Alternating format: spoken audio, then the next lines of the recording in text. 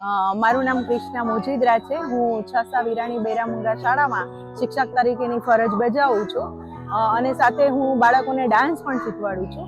આજે જે વિશ્વ દિવ્યાંગ દિવસ છે 3 ડિસેમ્બર, એમાં અમારા બાળકોએ ભાગ લીધો છે અને સમાજ સુરક્ષા ખાતા દ્વારા આ ડાન્સનો પ્રોગ્રામનું આયોજન કરવામાં આવેલું છે। એમાં અમારા બાળકો આવેલા છે, 13 બાળકોએ ભાગ લીધો। ફિર બી દિલ્હી હિન્દુસ્તાનીની કૃતિ અમારા બાળકોએ રજૂ કરેલી છે। અમારી સંસ્થામાં કુલ 260 બાળકો અભ્યાસ કરે છે। એ લોકો નોર્મલ બાળકોની જેમ ત્યાં સ્માર્ટ બોર્ડમાં વર્ક કરે છે। અમારી સંસ્થામાં નર્સરીથી 12 ધોરણ સુધીના વર્ગો ચાલે છે। બધા જ બાળકોને અમે સાઇન લેંગ્વેજથી ભણાવીએ છીએ। બધા જ વર્ગોમાં સ્માર્ટ બોર્ડ અમારા ટ્રસ્ટીશ્રીઓએ સ્માર્ટ બોર્ડનું આયોજન કરેલું છે। બધા જ ક્લાસોમાં સ્માર્ટ બોર્ડ આપેલા છે। એની પિક્ચર્સ બતાવી, ટીચર્સ દ્વારા ઈશારા બતાવી અને પ્લસ ભાષા આપીને અમે બાળકોને ભણાવીએ છીએ। બીજા બાળકો કરતાં આ બાળકોને ભણાવવું અઘરું છે, પણ બધી જુદી જુદી એક જ વસ્તુ શીખવાનું, જુદી જુદી અલગ અલગ વસ્તુઓથી એમને સમજાવવા પડે છે અને ભણાવવું ઘણું ટફ પણ પડે છે અમને। હું ટીચર તરીકે સંદેશો એ જ આપીશ કે આવા બાળકો જે હોય એ લોકોને અમારી સ્કૂલ સુધી પહોંચાડો। અને અમારી સ્કૂલમાં બપોરે વોકેશનલ ટ્રેનિંગ સ્ટાર્ટ થયું છે। એમાં AI પદ્ધતિથી બાળકોને બધું અલગ અલગ શીખવાડવામાં આવે છે। સીવણ ક્લાસ, બ્યુટી પાર્લર, બધા ક્લાસ વેસ્ટમાંથી બેસ્ટ બધા ક્લાસીસ ચાલે છે। મારું નામ શર્મિલાબેન ભરતભાઈ બોરીસાગર। મારું બાળક છે એ દિવ્યાંગ છે અને આ સંસ્થામાં તે આવે છે અને એને ખૂબ સરસ બધો સપોર્ટ મળે છે। મારો દીકરો દિવ્યાંગ છે, પણ એને મેં 10 ધોરણ સુધી ભણાવ્યો, 12 સુધી ભણાવ્યો, કોલેજ કરાવી અને અત્યારે દિવ્યાંગ જે સંસ્થા ચાલે છે ITIની, તેમાં પણ તેણે 1 વર્ષનો કોર્સ કરેલો છે। રામકૃષ્ણ આશ્રમમાં ભાસ્કરભાઈ છે, તેને પણ અમને બધા બાળકોને ખૂબ સરસ અમારા બાળકોને સપોર્ટ કરે છે। વંડર સ્પોર્ટમાં પણ અમને સપોર્ટ મળે છે અને અમને આ બધે જે રાજકોટ જિલ્લામાં નેશનલ એવોર્ડ મળેલો છે દિવ્યાંગ આજે દિવસ 3 ડિસેમ્બરે દિવ્યાંગ દિવસ ઉજવાઈ રહ્યો છે, તેમાં પણ બધી સંસ્થાનો ખૂબ સપોર્ટ છે અને અમારા બાળકને ખૂબ ગમે છે અને ખૂબ મજા આવે છે। મારું બાળકને એમ થાય છે કે એના જોબ જો એને કે મળી જાય તો મને આનંદ થાય છે। અત્યારે મારો બાળક 24 વર્ષ પૂરો થઈ ગયો છે, પણ એના હાથમાં પ્રોબ્લેમ છે ને થોડોક આંખમાં પ્રોબ્લેમ છે, એટલે એના જેવું કામ એને ગોતીએ છીએ। જો મળી જાય તો સારું કહેવાય। મારું નામ જયશ્રી જીતેન્દ્ર શુક્લ। મારું બાળક દિવ્યાંગ છે અને ડેફ એન્ડ ડમ છે, એટલે સાંભળતો બોલતો નથી। અત્યારે એને નોર્મલ સ્કૂલમાં અમે લોકોએ બાળપણથી અભ્યાસ કરાવેલો, BCom કરેલું, MCom કરેલું, થ્રુ આઉટ બધામાં ડિસ્ટિંક્શન છે અને ITI દિવ્યાંગનું છે, એમાં એ 3 વર્ષ કોર્સ કરેલો છે, જેમાં DTPO, કોપા અને ખૂબ સારું જેને કહેવાય ને દિવ્યાંગો માટેનું વાતાવરણ રાજકોટમાં છે। આજે 3 ડિસેમ્બર વિશ્વ દિવ્યાંગ દિવસ છે।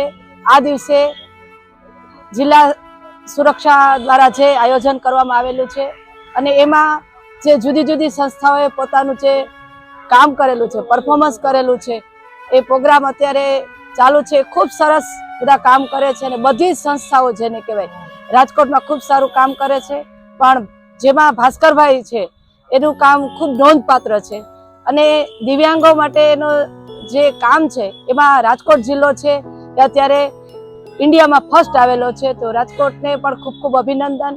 અને જે જુદી જુદી સંસ્થાઓ, એકરંગ સંસ્થા છે, પછી નવશક્તિ સંસ્થા છે, આ બધી સંસ્થાઓ અત્યારે જે પરફોર્મન્સ કરે છે, એના જે ટીચરો છે જે એને કેર કરે છે, એ બધાને પણ ખૂબ ખૂબ અભિનંદન। અને અત્યારે જે જુદી જુદી વ્યક્તિઓ, મહાનુભાવો આવેલા છે, એ પણ બહુ પ્રોત્સાહિત કરે છે। હા સર, રોજગારી એક બહુ જ મોટો પ્રશ્ન છે અને આવા બાળકો માટે તો જેને કહેવાય ને કે રોજગારી મેળવવી બહુ જ કઠિન છે। મારું બાળક અત્યારે MCom ફર્સ્ટ ક્લાસ છે, ITIના કોર્સ કરેલા છે, છતાં કોઈ કંપની જેને કહેવાય ને કે આવા બાળકને સ્વીકારવા તૈયાર નથી। તો એવું કોઈ પ્લેસમેન્ટ કોઈ સંસ્થા દ્વારા અથવા જિલ્લા સુરક્ષા સમિતિ દ્વારા એવું કરવામાં આવે કે આવા બાળકોને રોજગારી મેળવવા માટે વધુ પ્રયત્ન કરે। સહાય સરકાર ખૂબ સારી આપે છે, હમણાં એમાં વધારો કરેલો છે। દિવ્યાંગો માટે જે કાંઈ કરવું છે એ બધું જ ગુજરાત સરકાર કરી રહી છે, એટલે સરકારશ્રીને પણ ખૂબ ખૂબ અભિનંદન। પણ એક મારી વિનંતી છે કે આવા બાળકોના વાલીઓ જે રોજગારી માટે મૂંઝવણ અનુભવે છે અને એ મૂંઝવણમાંથી કોઈ રસ્તો મળતો નથી। હું છેલ્લા 2-3 વર્ષથી મારા બાળક માટે ખૂબ ચિંતિત છું કે એને રોજગારી મળશે, પણ સમાજમાં એવું વાતાવરણ જોવા મળે છે કે જેને કારણે આવા બાળકોને રોજગારી આપવા માટે કોઈ ઉત્સુક નથી। ઘણા NGO ચલાવે છે, પણ જેને કહેવાય ને કે જે બહુ જ જરૂરી છે, આવા બાળકોને રોજગારી મળે તો હજુ પણ જેને કહેવાય કે એ સમાજમાં સારી રીતે જીવી શકે. બેરોજગાર હશે તો બીજા પણ ઘણા બધા પ્રશ્નો આ બાળકના અમે અનુભવી રહ્યા છીએ. એટલે મારી પીડા હું તમારી સમક્ષ વ્યક્ત કરું છું. થેન્ક યુ, મને તમે ઇન્ટરવ્યુમાં લાભ આપ્યો એ બદલ ખૂબ ખૂબ આભાર. મારું નામ ભાસ્કરભાઈ પારેખ. હું ઘણી સંસ્થાઓ સાથે જોડાયેલો છું. એનિમલ હેલ્પલાઇન, સદભાવના વૃદ્ધાશ્રમ, રામકૃષ્ણ આશ્રમ, પ્રયાસ, આ બધી સંસ્થા સાથે જોડાયો છું.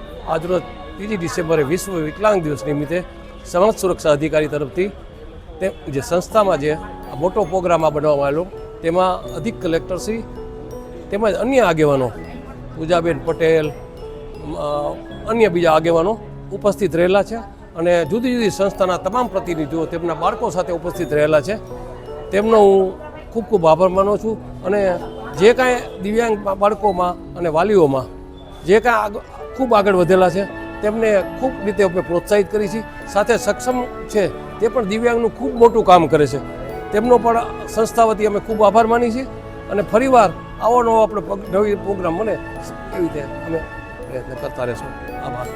નમસ્તે, મારું નામ ચારુલતા વ્યાસ છે. હું સ્નેહ નિર્જર સ્કૂલમાં ટીચર તરીકે ફરજ બજાવું છું અને આજે આ વિકલાંગ દિવસ હોવાથી અમે લોકો બધા અહીંયા ડાન્સ કોમ્પિટિશનમાં ભાગ લીધેલ છે અને અમારી સંસ્થામાં છે 60 થી 65 બાળકો આવે છે રોજ અને અમે એક્ટિવિટી કરાવીએ છીએ. પાપડનો પ્રોજેક્ટ છે, અગરબત્તી અને મીણબત્તીના પ્રોજેક્ટ પણ અમારી સ્કૂલમાં ચાલુ છે અને બહુ મજા આવે છે એ બાળકો સાથે રહેવાની. અને એ લોકો નોર્મલ બાળક કરતાં પણ આને ટ્રેન કરવા થોડા અઘરા હોય છે પણ સારું કરી રહે છે. આપણે જો એનાથી પ્રેમથી જો એની યારે વર્તન કરીએ તો બહુ સરસ રિસ્પોન્સ મળે છે. Thank you.